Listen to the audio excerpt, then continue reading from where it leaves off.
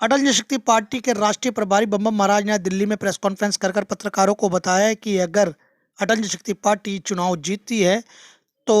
मजदूरों के लिए एक नए कानून का गठन करेगी और साथ साथ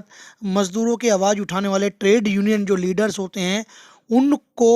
25 से 50 हज़ार रुपये देगी ताकि वह अपना काम ईमानदारी से कर सके और मजदूरों की मदद कर सके, जिससे मजदूरों का शोषण रोका जा सकेगा। आइए सुनते हैं बम बम महाराज नोटिया जो राष्ट्रीय प्रभारी अटल जनशक्ति पार्टी के, उन्होंने क्या कहा। ये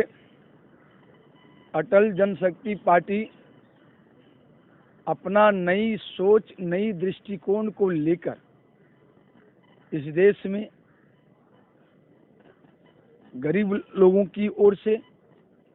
मेहनतकश वर्गों की ओर से और संविदा कर्मचारियों की ओर से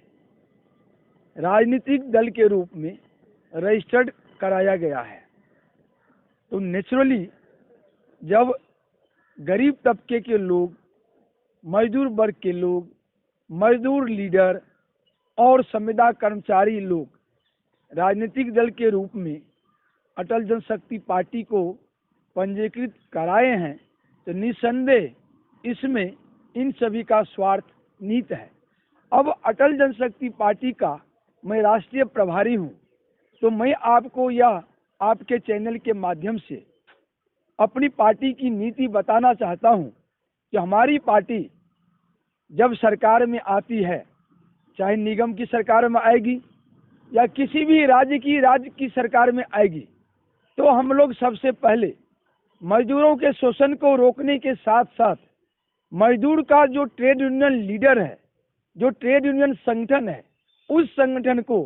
शुरुआती तौर पर संगठन को चलाने के लिए 25,000 से 50,000 की राशि सहायता के तौर पर इनको देंगी। क्योंकि इनको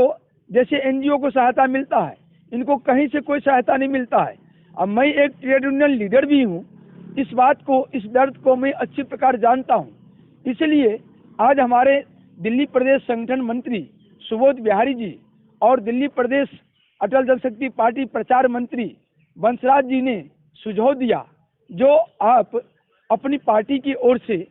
ट्रेड यूनियन लीडरों के संगठनों के लिए काम करें। तो यह हमने फैसला किया है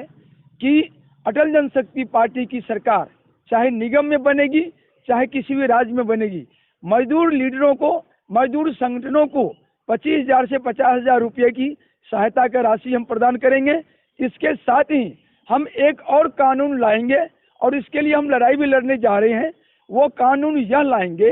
कि जब वकील समुदाय ही कोर्ट में जज बनता है, चाहे वो डिस्ट्रिक्ट कोर्ट हो, चाहे वह हाई कोर्ट हो, चाहे वह सुप्रीम कोर्ट हो, तो फिर एक ट्रेड यूनियन लीडर जो है, ट्रेड यूनियन संगठन को जब एएलसी, डीएलसी,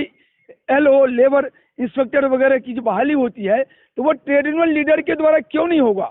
जब वहाँ वकील जज बन सकता है, तो एक trade union leader labour inspector क्यों नहीं बन सकता है? एक ट्रेड यूनियन लीडर एएलसी क्यों नहीं बन सकता है? एक ट्रेड यूनियन लीडर डीएलसी क्यों नहीं बन सकता है? एक trade union leader labour commissioner क्यों नहीं बन सकता है? इस बात को हम अटल जनशक्ति पार्टी की ओर से केंद्र सरकार के संज्ञान में इस प्रेस वार्ता की द्वारा ला रहे हैं और दिल्ली सरकार के भी संज्ञान में ला रहे हैं। और ये भी कह देना चाहते हैं, आप अगर सुनिए, अगर आप करना चाहते हैं केंद्र सरकार और दिल्ली सरकार, तो इसमें मौका है अधिसूचना जारी करके ALC, DLC, labour inspector, commissioner तक की जो भी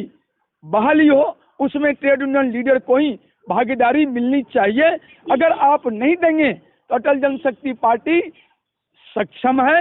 देश में सरकार बनाने को भी। 2024 में हमारी पार्टी सरकार भी बनाएगी केंद्र में, और दिल्ली में भी हम नगर निगम जीतेंगे। तो यह सुविधा ट्रेड यूनियन लीडर को, ट्रेड यूनियन संगठन को 25,000 से 50,000 रुपया दिलवाएंगे और अपने निगम में जो भी है ये प्रस्ताव लेकर दिल्ली सरकार को मजबूर करके लेबर इंस्पेक्टर की बहाली के लिए, एएलसी की बहाली के लिए, डीएलसी की बहाली के लिए, लेबर कमिश्नर की बहाली के लिए ट्रेड यूनियन संगठन को ही वैलिड करने के लिए सक्षम कार्रवाई करेंगे और लड़ाई लड़ेंगे। बहुत